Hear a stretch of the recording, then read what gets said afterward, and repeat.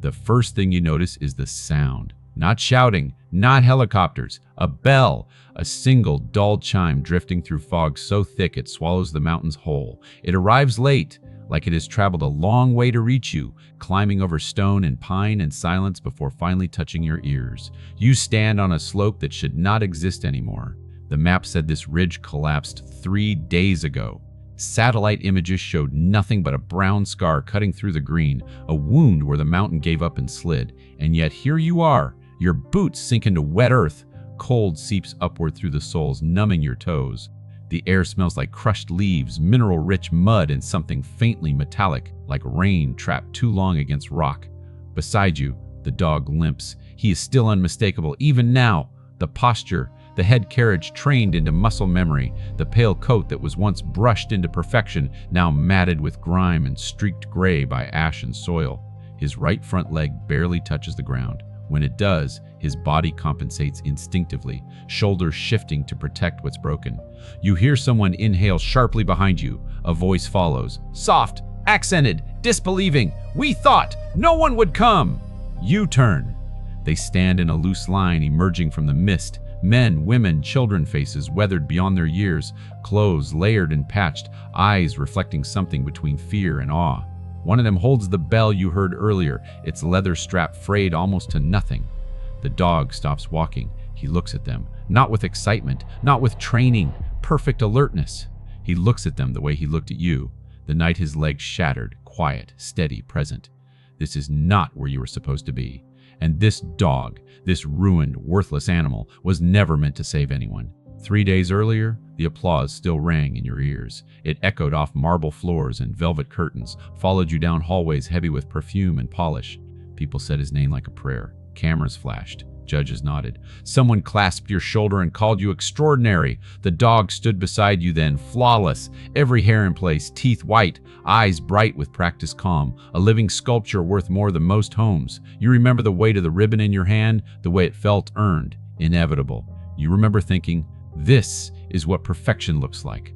The mountains had been an afterthought, a pause between competitions, a gesture of goodwill. Disaster relief optics. You told yourself it mattered, that visibility mattered, that bringing attention mattered. You didn't expect the ground to move. You didn't expect the sound like thunder ripping itself apart from the inside.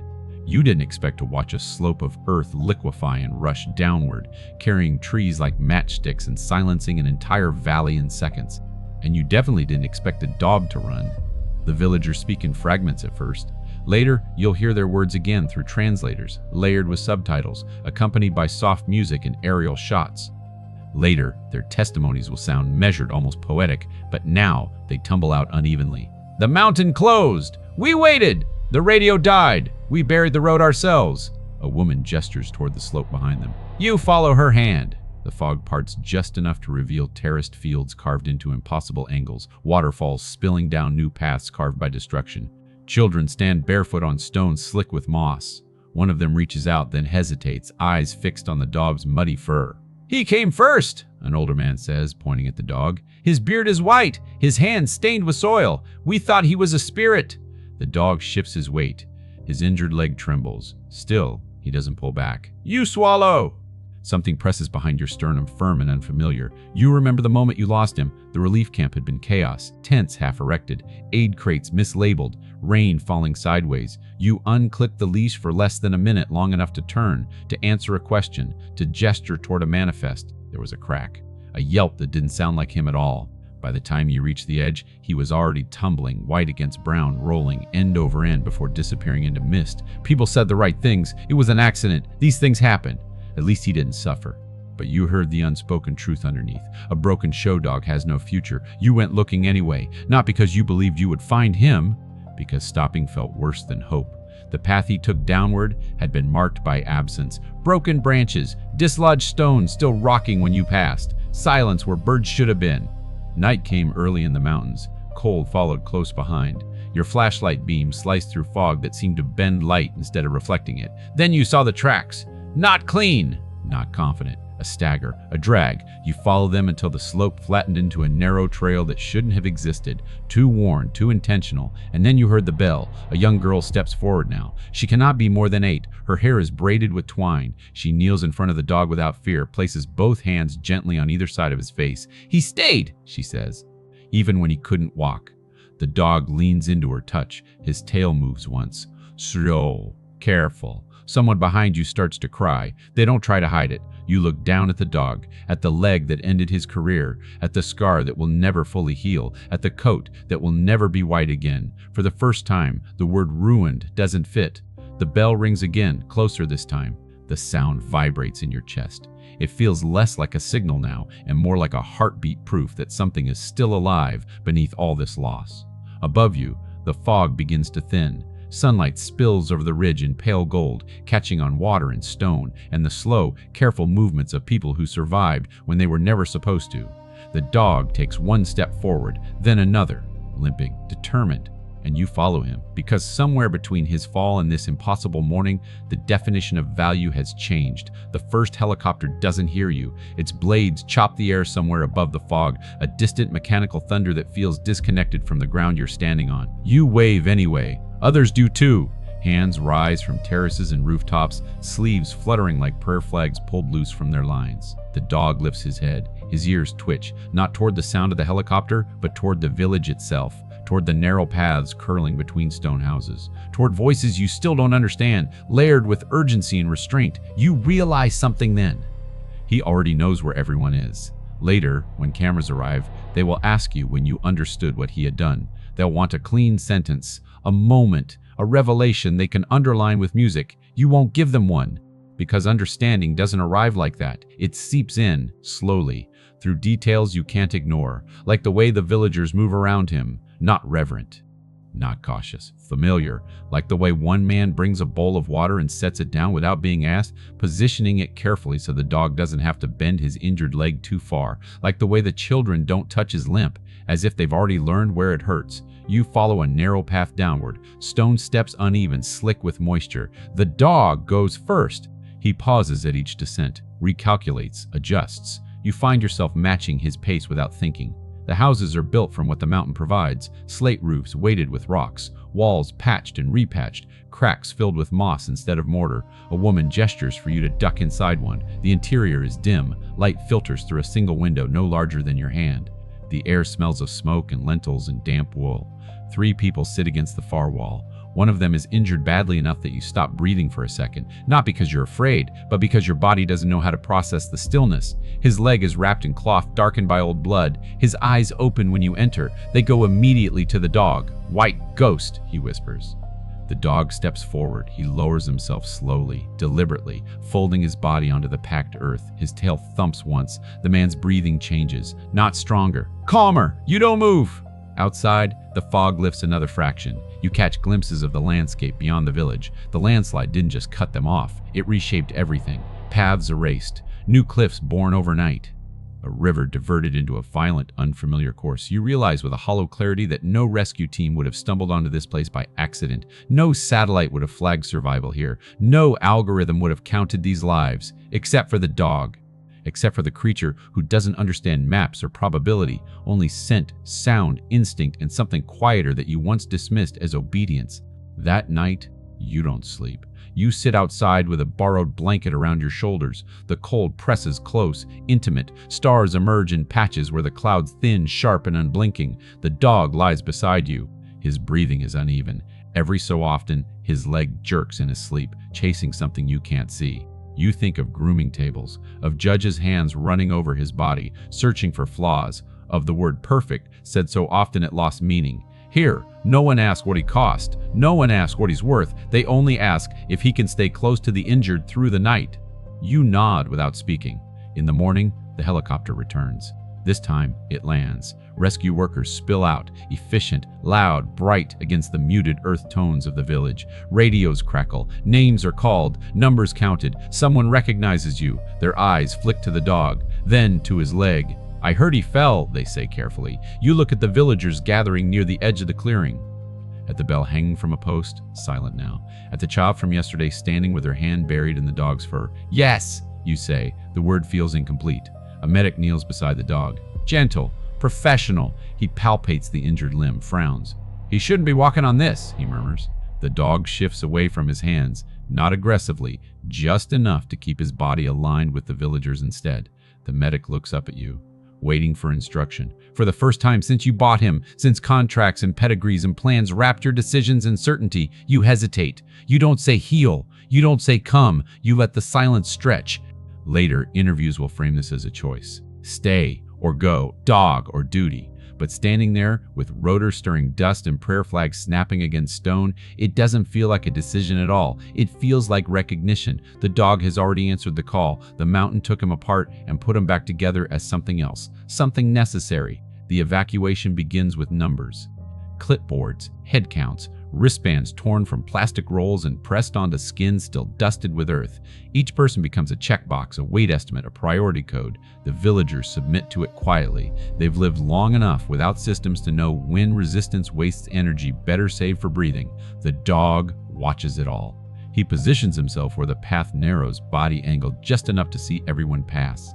His injured leg is tucked close now, protected. His eyes track movement with a focus you've only ever seen in competition rings. Except there is no handler's cue guiding it. You notice something strange. Every time someone hesitates, unsure whether to step forward, the dog lifts his head. Just slightly.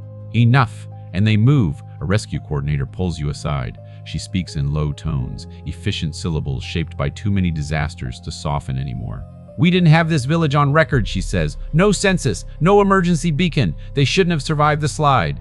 You glance back at the terraces, at the bell, at the path that looks less like a road and more like a memory worn into stone.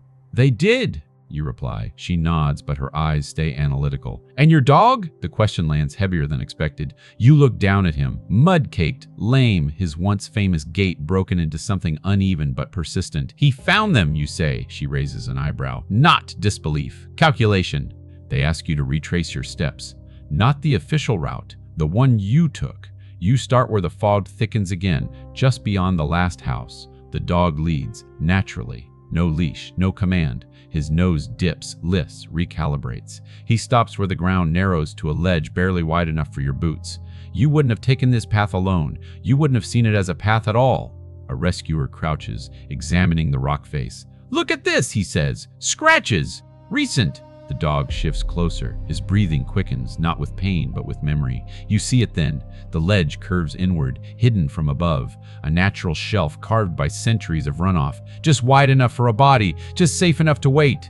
They sheltered here, someone murmurs. The dog moves past them, careful, deliberate, as if replaying something already lived. He pauses near a cluster of stones stacked intentionally. A marker. He lowers himself again, the same way he did in the injured man's house. You feel the pattern click into place?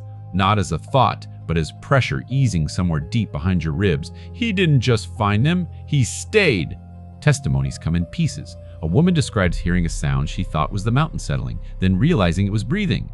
A boy remembers following white fur through fog until his mother dragged him back, terrified. An elder explains how the dog refused to leave when they tried to send him away, how he lay down across the narrow path, forcing them to stop, to rest, to gather instead of scattering into danger. Each account overlaps, contradicts slightly, reinforces the same truth. The dog became an anchor. That afternoon, a vet arrives by helicopter. Her hands are steady. Her voice isn't unkind, but it is firm. The leg is fractured, she says after examining him. He's compensating now, but this isn't sustainable. He needs surgery, rest, months, maybe longer. She pauses, chooses her next words carefully. He won't show again. The sentence floats between you like smoke. You nod once. The movement feels automatic, detached from whatever part of you used to fight such conclusions.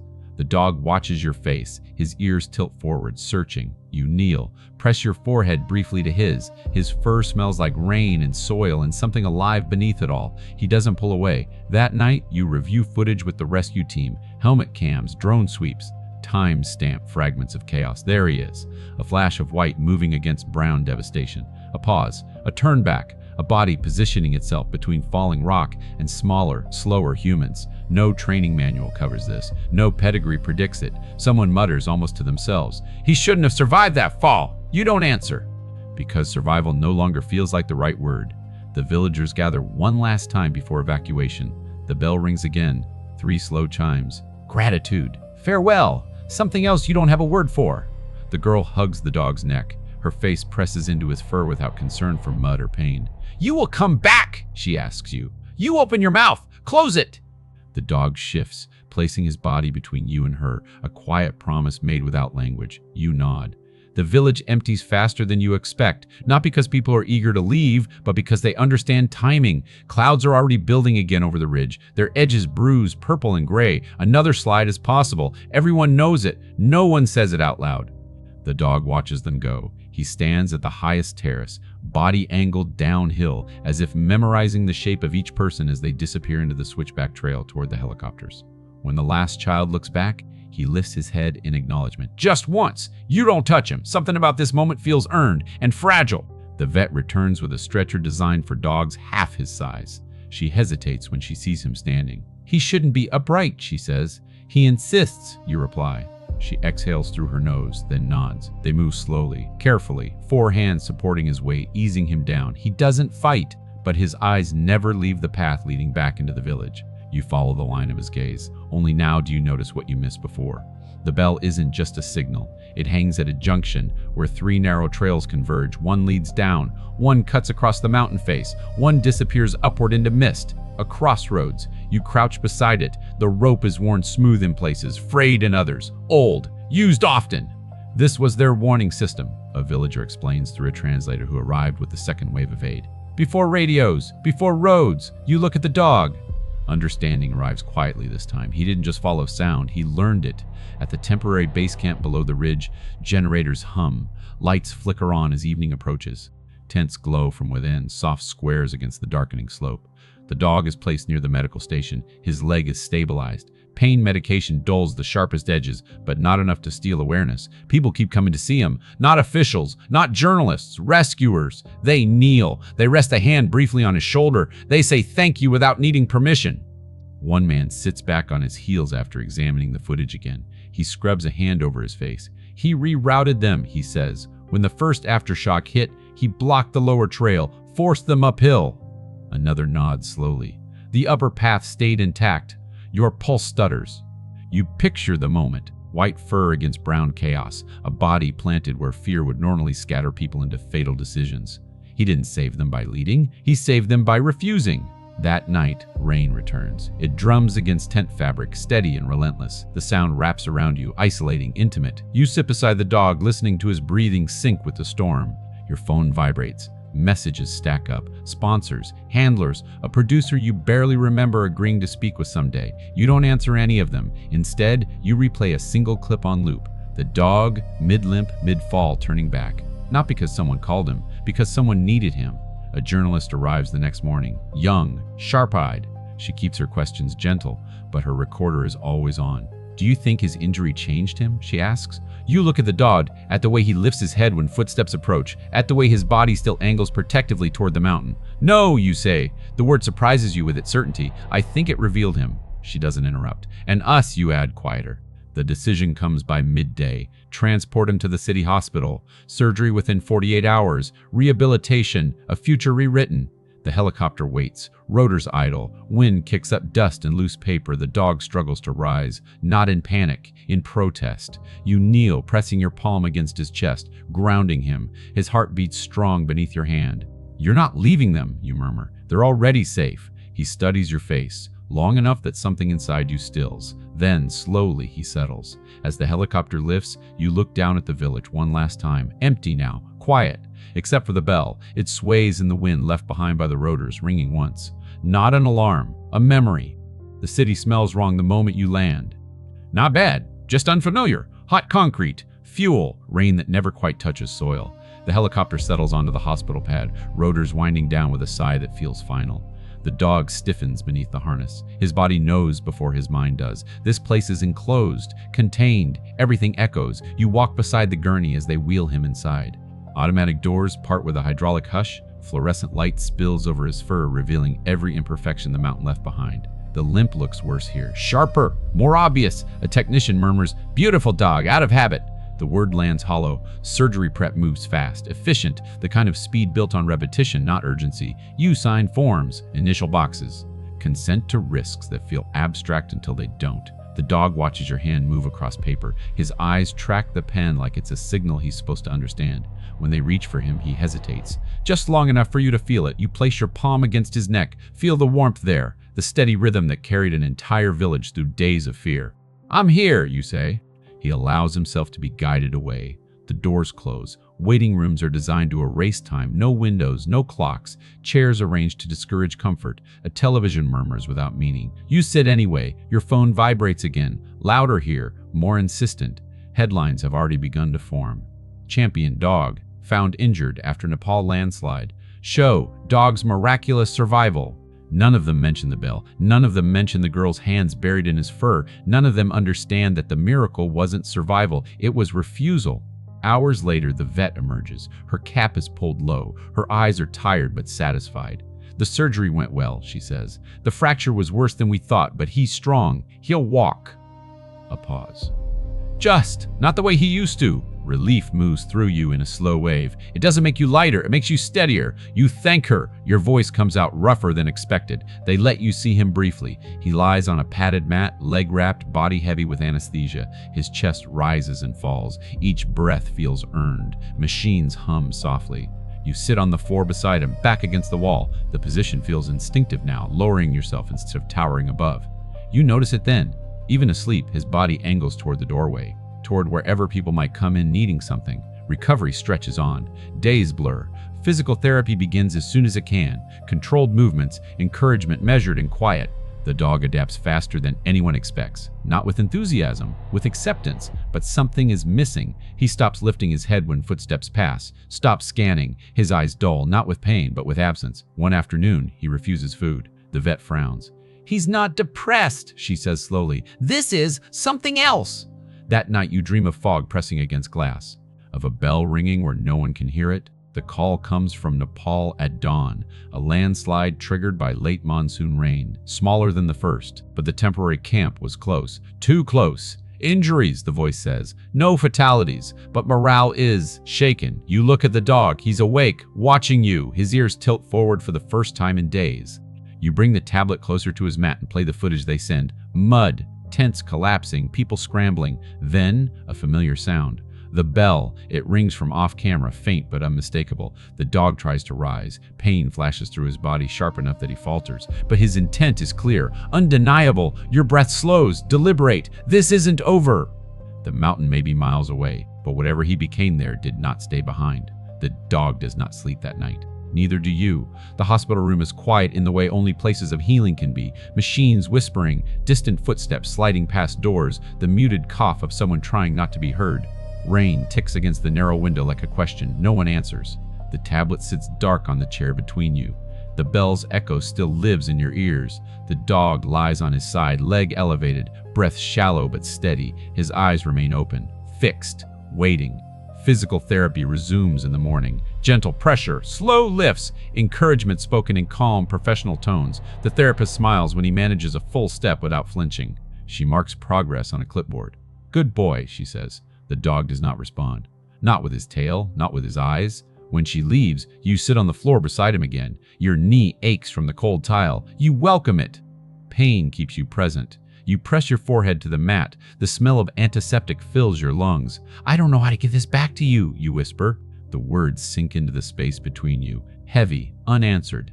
The producer calls next. His voice is bright, energetic, already shaping the narrative. "This is bigger than anything you've done before," he says. "Redemption, sacrifice. We could change how people see working dogs." You stare at the dog's injured leg. Wrapped, supported, trapped. "He's not a story," you reply. A pause. Then softer, almost sincere. "He doesn't have to go back there. He's done enough." You end the call without saying goodbye. News reaches you in fragments. The temporary camp has been moved again. Supplies delayed. Winter threatening early at higher elevations. The villagers are safe, but scattered now. Relocated to places that don't know their names or their paths or the sound of their bell. Displacement wears people down in ways disasters don't always manage to finish. You picture the terraces empty, overgrown, silent. The dog whines once in his sleep, a sound so small it almost escapes you. Your chest tightens, not sharply but with a slow compressing weight, like altitude stealing oxygen without asking permission. That afternoon, the vet sits with you longer than necessary. Animals form purpose-based bonds, she says carefully. When that purpose disappears suddenly, it can affect recovery. You nod. The words land with precision. What if the purpose isn't gone, you ask? Just unreachable. She studies you. Then the dog. There are limits, she says. Bodies have them. So do lives. The dog lifts his head at the sound of her voice. His eyes meet yours. Something passes between you, recognition sharpened by restraint. That night, you dream again. You're standing at the crossroads. The bell hangs silent. Paths stretch in every direction, dissolving into fog. The dog stands beside you, but he will not move, no matter how many times you call him. You wake with your heart pounding, sheets twisted around your legs. The dog is awake too, watching you. For the first time since surgery, he shifts his body toward you instead of the door. The decision you've been circling finally settles. Not like relief, like gravity. You request clearance, permits, exceptions no one likes to grant. You argue quietly, persistently, with documentation instead of emotion. A mobile recovery unit, limited terrain exposure, strict medical oversight. They tell you it's risky. You tell them so was everything else that mattered. When you return to the dog's room with the paperwork signed, he's standing. Not well, not evenly, but standing. His injured leg shakes, his body compensates, his balance wavers, then holds. You freeze, afraid to interrupt the moment. He takes one step toward you, then another, not toward the door, toward you. You sink to your knees, hands steadying his chest as his weight leans into your palms. His heartbeat is fast, determined. You rest your cheek against his neck. His fur is warm, real. I won't ask you to be what you were, you say? The dog exhales, long, controlled, as if accepting terms. Outside, the rain stops. The city holds its breath. The mountain greets you without ceremony, no applause. No fog-drenched reveal. Just wine moving through pine like a held breath finally released. The helicopter doesn't land this time. It drops you at the nearest safe ridge and leaves immediately, rotors fading into distance as if to remind you there will be no easy exit. The dog stands beside you, harness secured, movements careful but deliberate. The altitude thins the air. You feel it first in your lungs. He feels it in his leg. Neither of you turn back. The path to the village no longer exists the way it did before. Rain has redrawn everything. Stones have shifted. Familiar landmarks feel wrong, as if the mountain rearranged itself when no one was looking. You move slowly, count steps, rest. When the dog rests, your pace is no longer leadership, it's partnership. At the first steep descent, he stops. Not freezes, stops. You wait. His head tilts, nose lifts. The wind carries something faint, metallic, a sound memory. The bell. The temporary camp comes into view by mid-afternoon, smaller than before, more cautious. Tents stake deeper, supplies stacked with urgency instead of optimism. People notice you immediately, then they notice him. Whispers ripple outward, recognition without explanation. The girl from the village steps forward. She looks older now, not in years, but in posture. Responsibility has settled into her shoulders. He came back, she says, not as a question. The dog lowers his head to her height. She presses her forehead to his, mirroring you without knowing it. Something loosens in your chest. The aftershock hits at dusk. Not violent, not dramatic, just enough. The ground shivers like a muscle remembering pain. Loose stones tumble. A tent pole snaps. Someone shouts a warning too late to matter. Panic doesn't explode. It spreads, quietly, sideways. People move in different directions at once, except the dog. He steps forward. The injured leg protests. His body compensates, sliding slightly downhill. You reach for him instinctively, but he plants himself, right where the paths diverge. You see it clearly now. This isn't instinct anymore, this is choice. Don't go that way, someone yells. The dog doesn't bark, doesn't growl. He lies down, across the lower trail, a living barrier. People hesitate. Confusion replaces fear, just long enough. Another tremor ripples through the ground. A section of slope collapses where the lower path would have led them. Dust billows, stones crash. The sound echoes longer than it should. The upper root holds. Silence follows, thick, sacred. You drop to your knees beside the dog, hands braced against his shoulders, steadying him as his body shakes, not from fear but from exertion. His breathing comes fast, controlled. He looks at you, not asking, confirming. The camp regroups, voices are quieter now, movements deliberate. Someone strikes the bell ringing, not in alarm, but rhythm. 3 chimes, a signal older than roads. The dog exhales and finally allows himself to rest. His head drops against your thigh. The weight feels earned. A medic approaches, eyes wide, voice unsteady. He shouldn't have been able to do that, she says. You nod. He wasn't supposed to, you reply. Night settles over the mountain, cold and clear. Stars burn bright enough to feel close. Fires are lit. People gather, not for warmth alone, but proximity. Stories begin to circulate, not embellished, not yet, just shared. The dog sleeps deeply for the first time in weeks. His injured leg twitches once, then stills. You keep watch, because now you understand something that took a fall, a fracture, and a mountain to teach you.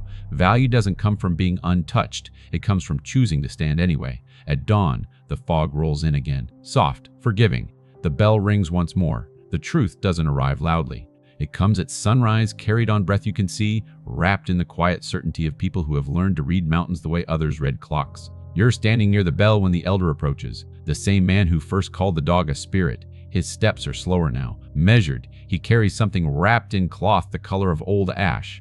The dog wakes before you notice the movement. His head lifts, his ears angle forward, not alert, but receptive, as if he already knows what's coming. The elder kneels with effort. He unwraps the cloth carefully, revealing a flat piece of slate etched with lines worn smooth by decades of hands. A map! Not drawn to scale, not precise by modern standards, but intimate.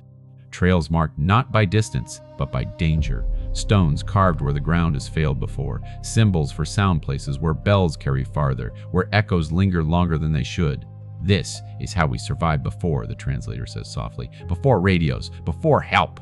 The elder taps a symbol near the crossroads, then another farther up the ridge, then another. Your stomach drops. It's a chain, a system, and at the center of it, where the lines intersect, is a symbol newly scratched. Crude, recent, a circle. For the dog, you feel it then. Not pride, not triumph. Perspective snapping into place. He didn't invent salvation. He completed it. The villagers had knowledge. The mountain had memory. The bell had purpose. What they lacked, what the landslide stole, was a living connector. Something mobile, something unafraid to place its body where hesitation could kill. The dog became that missing piece. Not because he was perfect, because he was slow enough to stay. A rescue engineer studies the slate later that morning. His fingers trace the etched paths with reverence he doesn't bother hiding. This map, it's brilliant, he murmurs. It predicts failure points better than our models. You watch the dog lying nearby, chin on his paws, eyes half closed but listening. He understood it, you say. The engineer looks up. Not the map, you clarify. The rhythm. They test the theory that afternoon. Controlled, careful, sensors placed, vibrations measured. The dog walks the ridge path with you and the elder, slowly, painfully, but with certainty. When the ground shifts, barely perceptible, you don't feel it first. He does. He stops, refuses to move forward. Moments later, a rock slide breaks loose 50 yards ahead, harmless, but definitive. The mountain speaks, the dog listens. The realization spreads through the camp quietly. This isn't about rescue anymore. It's about translation, about honoring systems older than satellites and faster than bureaucracy. The dog doesn't need to lead evacuations forever. He doesn't need to sacrifice what little remains of his body. He's already done his job. He showed them how to listen again. That night, you sit beside him under a sky rinsed clean by cold wind. The bell hangs silent above you. You were never worthless, you whisper. The words feel too small. He shifts closer, resting his head against your leg. His weight is solid, present. For the first time since the fall, you don't feel like you're holding him together. You feel like you're letting him rest. In the distance, the mountain settles, not in warning, in agreement. The leaving is quieter this time. No helicopters hovering low, no urgency snapping at the edges of every conversation. Just people folding tents, stacking supplies, tracing familiar shapes one last time with their eyes. The mountain is calm, not forgiving, not gentle, simply still. The dog wakes before dawn. You feel it in the shift of his weight against your leg, the careful way he rises without waking you. When you open your eyes, the sky is just beginning to pale, stars dissolving one by one as if released from duty. He stands facing the ridge, not tense, finished. You sit up slowly, joints stiff from sleeping on stone. The air is sharp enough to sting. You pull your jacket closer, then stop yourself from doing the same for him. He doesn't need it, not anymore. The elder joins you without sound. He carries the bell. Not hanging now! Cradled in both hands. He speaks without waiting for the translator. His words move slowly, deliberately, like steps on loose ground. This bell, the translator says after a moment, voice thick, does not belong to the mountain anymore. The elder extends it toward you. Toward the dog. You hesitate. The dog doesn't. He steps forward, lowers his head, touches the bell once with his nose. The metal chimes softly. Not a signal, a farewell. The elder nods. Satisfied. Arrangements happen the way they always do, through meetings, signatures, quiet disagreements softened by respect. The map will be digitized, the routes preserved, the villagers relocated together instead of scattered, a system rebuilt around listening instead of commanding. Your name comes up. Offers follow. You decline most of them. One you accept, not sponsorship, stewardship. The journey down is slow, deliberate. You take breaks often. The dog sets the pace, as he always has when it mattered. At the final bend, the girl stops walking. She turns. Will he forget us? She asks. The question lands gently but deep. You kneel. So does the dog, easing himself down beside you. You look at her, then at the terraces disappearing into fog. No, you say. The dog lifts his head. His tail moves once. That seems to be enough. Months later, the footage circulates. Not the polished clips, not the competition reels people expect. Long shots of mist moving through empty terraces, audio of a bell ringing, then stopping, a white dog walking slowly between people instead of ahead of them. The story doesn't go viral the way tragedies do. It lasts longer. The dog lives differently now. No stages, no lights, no hands measuring angles and symmetry. He walks trails with you. He rests when he needs to. Children visit, rescuers too. They don't ask him to perform. They sit, they listen. Sometimes, when wind moves just right through trees or buildings or valleys far from Nepal, he lifts his head, not searching, remembering. One evening, you hang the bell near your door, not as decoration. As a reminder, it rings softly whenever the air changes, and every time it does, you think of a fall that looked like failure. The quiet doesn't arrive all at once. It builds. In small, ordinary moments that don't announce themselves as endings, you wake before the dog most mornings now. Habit, not necessity. Dawn filters through the window in pale layers, soft enough that it doesn't demand attention. The bell by the door hangs still. When the air shifts, it moves just enough to breathe, not to speak. The dog lies on his side, legs stretched carefully, body relaxed in a way it never was in the years of competition. His chest rises and falls with a rhythm that belongs entirely to him. No cues, no expectations, just rest. People still ask what happened to him. They expect a single sentence, a moral they can pocket. You don't give them one. Instead, you tell them about a morning when fog lifted exactly far enough to show a path that wasn't supposed to exist. About a bell that rang because someone chose to listen. About a dog who learned the shape of fear and stood where it couldn't pass. Some understand. Most don't. That's all right. The dog walks slower now. His limp is permanent. It changes with weather, with altitude, with memory. You adjust without thinking. Roots shorten. Brakes lengthen. Nothing is lost. You notice things you never did before. The way wind shifts before rain. The way people reveal more when no one is rushing them. The way silence can hold meaning without being filled. The dog senses these things too. Sometimes he stops for no visible reason, just stands, waits. You've learned not to question it. Once a year you return to Nepal, not to the village. It doesn't exist the way it once did. The people do. They gather elsewhere now, together, rebuilding in ways that leave room for old knowledge. The bell is no longer needed there. But when you arrive, someone always asks to see it anyway. You let the dog carry it the short distance from your pack to the gathering place. The metal taps softly against his chest with each step. He doesn't limp more for it. If anything, he walks taller. The girl runs to him every time. She is older now. Faster! Louder!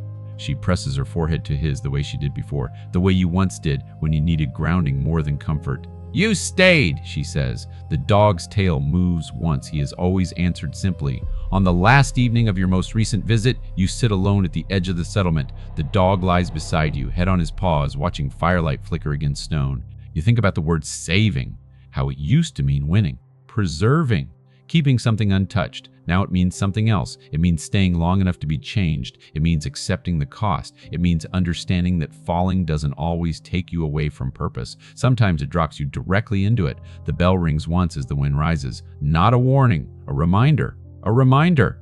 The dog lifts his head, listens, then settles again, content, complete. You rest your hand against his shoulder, feeling the steady strength beneath scar and bone. Together, you watch the fire burn low, and for the first time in a very long life built on perfection, you understand what grace actually looks like. It limps.